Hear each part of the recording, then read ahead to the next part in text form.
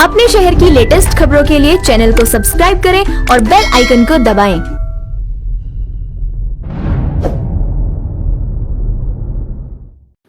ब्राह्मण महासभा द्वारा दिल्ली प्रदेश की इकाई की ओर से बदरपुर विधानसभा की लखपत कॉलोनी में एक बैठक का आयोजन किया गया। इस दौरान विधानसभा अध्यक्ष समेत 21 लोगों की कार्यकारिणी का गठन किया गया, जहां प्रदेश की कार्यकारिणी के विस्तार के साथ साथ सभी पदाधिकारियों को दायित्व पत्र भी सौंपे गए, जिसमें इंद्रपाल जी को प्रदेश अध्यक्ष और डॉक्टर अशोक शर्मा को बदरपुर विधानसभा का अध्यक्ष बनाया गया तथा रामाशंकर दीक्षित को संगठन मंत्री का पद दिया गया। वहीं मातृ शक्ति के रूप में प्रमोद भारद्वाज को दिल्ली प्रदेश अध्यक्ष के तौर पर नियुक्त किया गया। इसके अलावा महामंत्री हरिओम शर्मा, जिला अध्यक्ष पीके शर्मा, महामंत्री ओम प्रकाश शर्मा, वरिष्ठ उपाध्यक्ष पंडित युधिष्ठिर शर्मा, पंडित जय प्रकाश शर्मा भी सभा के दौरान मौके पर उपस्थित रहे और सभा का मान बढ़ाया। आज बदरपुर विधानसभा ब्राह्मण महासभा का गठन हुआ है। ये हमारी इकाई 2008 से दिल्ली प्रदेश ब्राह्मण महासभा का गठन चल रहा था। ये हुई पड़ी थी पहले और ये बीच में शांत हो गई थी क्योंकि और ब्राह्मण समाज के हमारे कई संगठन खड़े हो गए थे, तो काम करने का मौका सबको मिल रहा है तो करें लोग। आज ऐसी स्थिति आन पड़ी है बदरपुर विधानसभा में कि हमें इस संगठन को तैयार करना पड़ा और आज समाज के लोगों ने दोबारा से पुनः इसको जीवित करके और आज गठन किया है समाज का। आपके लिए बहुत बड़ा कठिन काम है क्योंकि समाज को एकत्रित करना, एक प्लेटफॉर्म बनाना बहुत बड़ी चीज़ है। इसके बारे में आप क्या क्या करेंगे? आशु जी, काम इंसान के लिए कोई कठिन नहीं होता है और समाज सेवक तो समाज सेवक कहा गया है। समाज सेवक सेवा करता है, उसके लिए कभी कोई कठिनाई नहीं आती है परंतु वो उसको पार कर जाता है। सबसे बड़ी समस्या आपके लिए, सबसे बड़ा कठिन क्या काम होगा समाज को एकत्रित करने के लिए? क्योंकि पहले भी हमारे यहाँ बदरपुर विधानसभा में कई यहाँ सभा हुई, ब्राह्मण समाज के अध्यक्ष बने हैं, कई सभाएं हैं, तो आप किस तरह से अपनी दिल्ली प्रदेश ब्राह्मण महासभा को आगे लेके चले? समाज के सामने जब जैसी परिस्थिति होगी उसका समाधान करने के लिए हमारी सभा और हमारा संगठन, मैं समझता हूँ अपने आप में बहुत कामयाब रहेगा और सफल रहेगा। पहले जैसा कि मैंने कहा कि पहले भी हमारे यहाँ ब्राह्मण समाज के अध्यक्ष कई संस्था चुनी गई है जी, तो उसमें रामाशंकर दीक्षित जी, आप बताइए कि सबसे बड़ी कठिन क्या काम होगा इसमें समाज को एकत्रित करने में? आपको क्या किन समस्याओं का सामना करना पड़ा? हमें किसी भी समस्या का कोई सामना नहीं करना पड़ा क्योंकि हमें जो वरिष्ठ जनों का मार्गदर्शन जो प्राप्त हुआ, क्योंकि हर समाज में कहीं न कहीं कोई न कोई कठिनाइयाँ तो आती हैं, परंतु जहाँ पर वरिष्ठ जनों का मार्गदर्शन होता है, बुद्धिजीवियों का मार्गदर्शन जो होता है, तो वो समस्याएं अपने आप सुलभ होती चली जाती हैं। हमने जो प्रदेश कार्यकारिणी है, जो हमारी मेंबरों की जो कार्यकारिणी बनी है 21 सदस्यीय, उसमें ज़्यादातर वरिष्ठ जन हैं, बुद्धिजीवी हैं। उनका जब हमें मार्गदर्शन जो मिल रहा है वो अपने आप में बहुत परिपक्व हैं और सारी समस्या का समाधान करने में सक्षम हैं। रहा सवाल हमारे बदरपुर विधानसभा का, तो देखो जहाँ जब 4 बर्तन होते हैं तो वहाँ खटकते हैं और विधानसभा के अंदर और भी बहुत सारी सभाएं काम कर रही हैं, वो अपने स्तर से काम कर रही हैं, हम अपने स्तर से काम करेंगे, लेकिन हैं तो हम सब एक। लक्ष्य उनका भी वही है और लक्ष्य हमारा भी वही है, लेकिन वो थोड़ा अपने लक्ष्य से भटक रहे हैं, हम लक्ष्य को अभी साधने की कोशिश कर रहे हैं। उसमें हमारे विधानसभा के अध्यक्ष डॉक्टर अशोक शर्मा जी जो है क्या हमारी टीम में, मैं महामंत्री के रूप में और कोषाध्यक्ष के रूप में हमारे प्रदीप कुमार जी और जिलाध्यक्ष के रूप में हमारे पीके शर्मा जी, डॉक्टर ओम प्रकाश जी, हमारी जो टीम बनी है वो अपने आप में बहुत सक्षम है, अनुभवी है।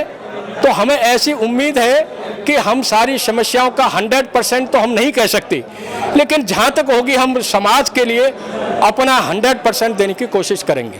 अभी कुछ दिन का वाकया 4-5 दिन पहले मीठापुर चौक भगवान परशुराम के नाम से जाना जाता था, वहाँ कुछ सामाजिक तत्वों ने पोस्टर बदल करके दूसरा कुछ नाम रख दिया, तो ये इस तरह के कारनामे यहाँ किए जा रहे हैं, उससे आप कैसे? कुछ असामाजिक तत्व ब्राह्मण समाज को बदनाम करने के लिए, ब्राह्मण समाज को नीचा दिखाने के लिए और ब्राह्मण समाज में आपसी मतभेद पैदा करने के लिए ये कार्य कर रहे हैं। चूँकि जैसा आपने हमें संज्ञान में लाया था और हमारी कार्यकारिणी का गठन उससे 2-4 दिन पहले ही दिल्ली प्रदेश की कार्यकारिणी अपने अस्तित्व में आई थी। और जैसे ही हमारे पदाधिकारियों के संज्ञान में ये चीज़ आई, सभी ने अपने अपने स्तर पर संपर्क साधा और इस पर संपर्क साधते हुए जो प्रशासनिक स्तर के अधिकारी थे, जो क्षेत्र के विधायक थे, उनसे संपर्क साधा और इस जो मीठापुर चौक की जो कार्यवाही को तत्काल में संज्ञान में लेते हुए अपनी कार्रवाई करी और दिल्ली प्रदेश ब्राह्मण महासभा और बदरपुर विधानसभा की कार्यकारिणी, जिसमें डॉक्टर अशोक शर्मा जी, पंडित राजू भाई, पंडित नरेश शर्मा जी, हमारे सबसे वरिष्ठ जन युधिष्ठिर शर्मा जी, सभी का इसमें सहयोग देते हुए और हमने इसको हल करने का प्रयास किया और वो समस्या हल हुई।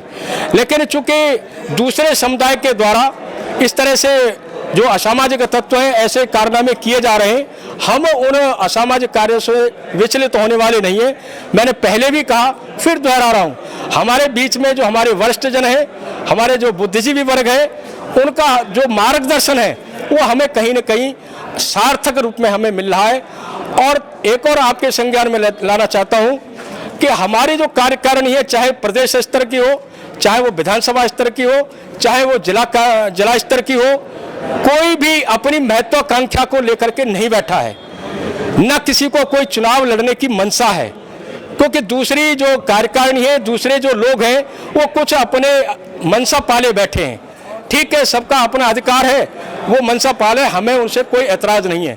लेकिन हमारी जो कार्यकारिणी है निष्पक्ष तौर पर काम करेगी और उसमें हम सफलता हासिल करेंगे। तो अभी कितने लोगों की टीम आपने बनाई है यहाँ बदरपुर? अभी बदरपुर विधानसभा का गठन नहीं हुआ है, केवल 3 लोगों को अभी हमने नियुक्त किया है, महामंत्री के रूप में और कोषाध्यक्ष के रूप में।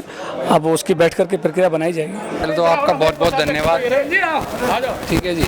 और जो युवा अध्यक्ष की जो जिम्मेदारी जो दी है बड़े बुजुर्गों ने और बड़े भाइयों ने, छोटे भाइयों ने जो मुझे जिम्मेदारी दी है, इसको बहुत ही ईमानदारी से और अपने छोटे भाइयों के साथ, बड़े भाइयों के साथ बैठ के इस युवाओं को, जो एक युवा जो कहते हैं ना, इसको ऐसा बना देंगे हर वार्ड में बैठ के। अभी मुझे 5 अध्यक्ष भी निकालने हैं 5 वार्डों से, और इस टीम को मेरे बड़े भाई, छोटे भाई सभी मिलके बहुत मजबूत तरीके से संडे तक आपके बीच में दे देंगे। हमारे क्षेत्र में और भी सभाएं चल रही हैं, सबका सम्मान करिए, सबको आदर दीजिए और सभी मित्र बंधुओं को साथ लेकर अपने समाज का और अपने क्षेत्र में 36 बिरादरियों को साथ लेकर आगे बढ़ने का प्रयत्न करें।